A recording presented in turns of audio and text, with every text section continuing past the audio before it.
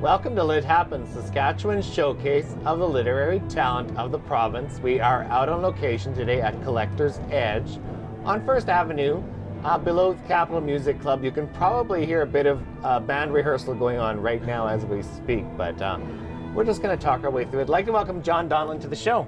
Thanks very much, Wes. Great to be here. I am so happy you're here. You are currently the writer-in-residence at the Saskatoon Public Library, and I have been fortunate enough to be mentored by you a few times already. So my pleasure. Yeah. I just want to. Well, actually, the first question that's springing to mind is, what drew you here? You're quite prolific. You're quite established in the literary world.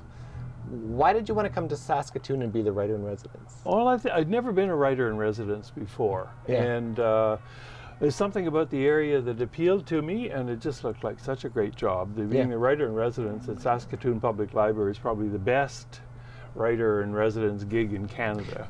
The pay is good, and the community, I find, is just so supportive and active, so it's really quite different from my experience anywhere else. I've heard that there's something in the water here that there's a lot of writers and creativity in Saskatoon. Yeah, I think it's the potash. You see the salt crystals around the mountain. Yeah.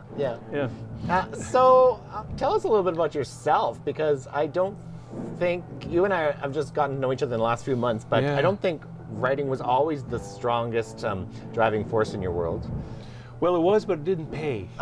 So I started writing from a very early age, but I never saw it as a career. It was just something that I really had to do. It's quite, and someone described poetry as aggressively uneconomic.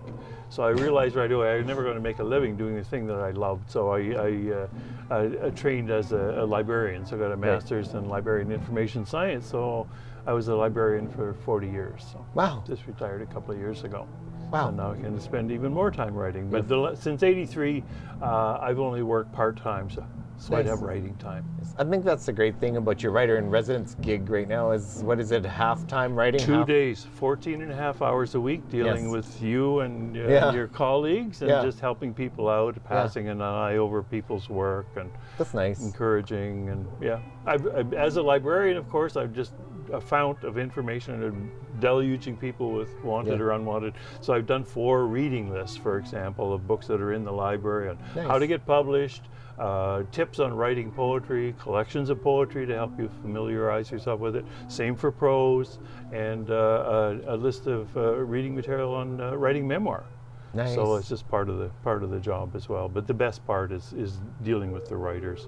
People email me, j.donlan@saskatoonlibrary.ca, and we just set up an appointment. I read their stuff, and it's always an adventure. It really is an adventure. I know every time I walk into your office, I know I'm going to leave there a better person, because I know you're going to teach me something profound. So I always encourage people to take advantage of this service. I'm very glad to hear you say that. Thank you. Thank you. I try to help, and most of the time I think people say thank you and they say it helps. So I'm really, a lot of what I do, I mean, people I think have a kind of a resistance, especially when they're beginning to write, to showing it to anyone, maybe the family, maybe a friend or something, but to start to cross that divide between private writer and public writer. And I think that's people are very tentative about this, and I think this is my role, is to be the intermediary and to help people move along on that road, how to edit and revise and improve their own work, give them the kind of skills just through tips, and just be another pair of eyes. I mean, if you've got 3 books or 4 or whatever, I had an author in yesterday, and it's, I hadn't thought of that. It's just another pair of eyes. It's nothing to do with who's better or worse. It's always a good thing, but I like giving the advice. You're shepherding, you're guiding. I think so. Yeah, that's me. Just a big shaggy dog sort of fella. I love it. No brandy. Now, I'd like to just talk about your own creativity. Maybe, can I hold your books while we talk about them? Certainly. Sweet. And actually, this one, I really like the cover. We were talking about this before we taped. I just really love it. Can you tell us a little bit about this? Spirit Engine. This is a drag racer taking off at the beginning of a race or appearing like it. When I was a librarian at the Vancouver Public Library, I was in charge for a while of the sports collection. Yeah. And about the only sports I'm really interested in are demolition derbies and drag racing. So one of the books that came through was a collection of photos of drag races from the 70s. So this shot was set up. They threw gasoline on the ground, and then the hot engine set it off, and then he booted it out of there. Yeah. In this case, it burned off his all the paint and his helmet and the drag chute.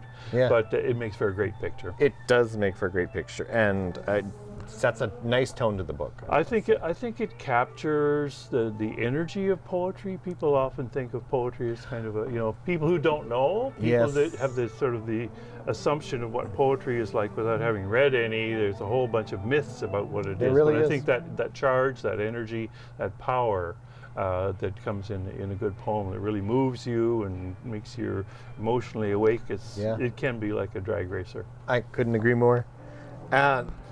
Let's talk about the other couple too. This lovely little guy here. Baysville. Yes. That's the tiny village of 200 people that I grew up in Muskoka in Ontario.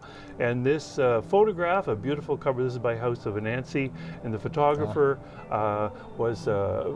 this photograph was taken in Algonquin Park, which is my kind of country. Group of 7 country, that's where I grew up. So all that kind of landscape is very dear to me, so I really wanted to just bring it into the poem. And some of the poems are set in that area and that environment and reflect some of my experiences there too. Nice. Yeah.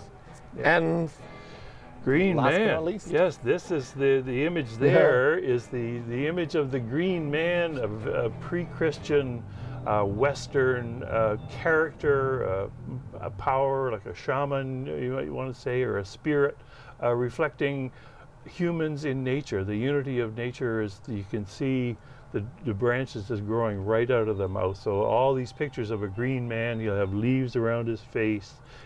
Quite often they'll be growing out of him just to show our connection to nature, and that's very much a part of my work. I like to be. When I'm writing, when I'm not in Saskatoon, most of the time I'm sitting by a little hut beside the beaver pond, and just I'm out there. Nice. And so I just write about what I see. Yeah. You also have and we don't have it here, and that's okay, but I believe you have another book out that has a CD that accompanies it. Yes, I'm in an anthology called Why I Sing the Blues by Smoking Lung Press. Brad Cran and Jan Zwicky were the editors. And poets were invited to write a blues for the book. And the great thing was that you get this wonderful anthology of literary blues, but two or three blues bands looked over the material and said, "Oh yeah, we can make a tune out of this." So they put them to music. So one of mine was not only chosen to be in the anthology, but to be in the album. So it's really great to hear your work recorded by a great blues musician. Yeah. Is that why it's not here? Is it sold out? Yes. Yeah. Well, that's good.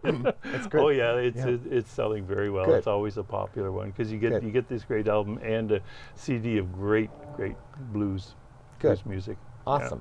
Yeah. Well, I know we're running out of time, but if folks want to check out your books or check out your services, be mentioned by you, what's the best way to get a hold of you? Just go to the library's website and just check under services. I'm one of the services, writer in residence is there, and click on that. Or just email me at j.donlan@saskatoonlibrary.ca and send me up to 10 pages of your stuff, and I'll just get right back to you and set up an appointment to talk over your work. Nice. Love to do it. Yeah, nice. And I know you have a Facebook account, but you're not overly active on it. No. You like to keep that at bay a bit. Oh yeah, I'm there. Yeah, but you're there. Yeah.